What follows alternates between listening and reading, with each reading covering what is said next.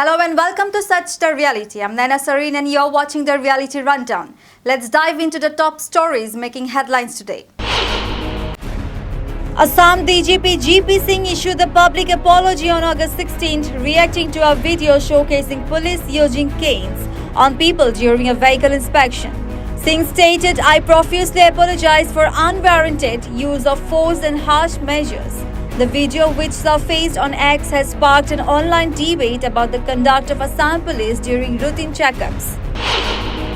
Doctors and students at Guwahati Medical College and Hospital participated in a nationwide protest, clapping their hands and demanding justice for the Kolkata rape case. The demonstrators filled the corridors, united in their call for action and solidarity against the heinous crime. A residential fire in Samaguri's Burma-built area caused significant property damage to Sahidul Islam's home. The blaze, believed to have started from a cooking gas cylinder, left the family reeling from losses exceeding ₹2 lakhs. Despite prompt response from local fire services and community members, the fire caused extensive destruction. The Indian Medical Association has announced a nationwide withdrawal of non-essential medical services from 6 a.m. on Saturday, August 17 to 6 a.m. on Sunday, August 18th, in protest against the brutal rape and murder of a trainee doctor at R.G. Medical College and Hospital in Kolkata. In a statement, the IMA clarified that essential services will continue to operate with emergency and casualty departments being manned as usual. Congress leader Jairam Ramesh intensified the party's call for a joint parliamentary committee investigation into the alleged Adani mega scam and said that the scandal extends far beyond the scope of Hindenburg researchers' reports.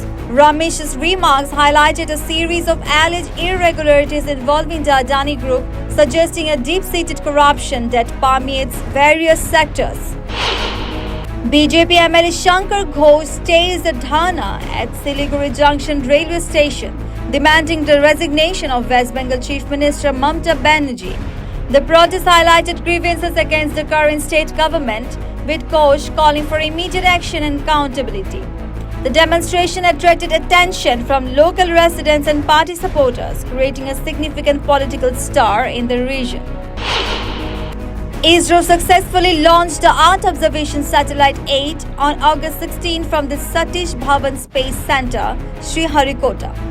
This third and final development flight of the small satellite launch vehicle aims to enhance India's surveillance and disaster monitoring capabilities. The technology will now be transferred to Indian Industry and New Space India Limited for commercial missions. The central government issued a notice directing government hospitals to file an FIR within 6 hours for any verbal abuse or physical violence against healthcare staff.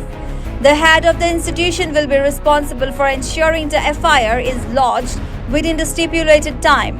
This directive follows a nationwide uproar over the rape murder of a trainee doctor at Kolkata's R.G. Medical College, highlighting the urgent need for stronger protections for medical personnel.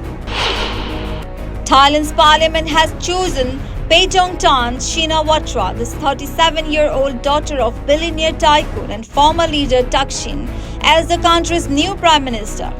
Paetongtarn, who will be the youngest prime minister in Thailand's history and the second woman to hold the office after her aunt Yingluck, was selected just 2 days after former Prime Minister Srettha Thavisin's dismissal by Constitutional Court.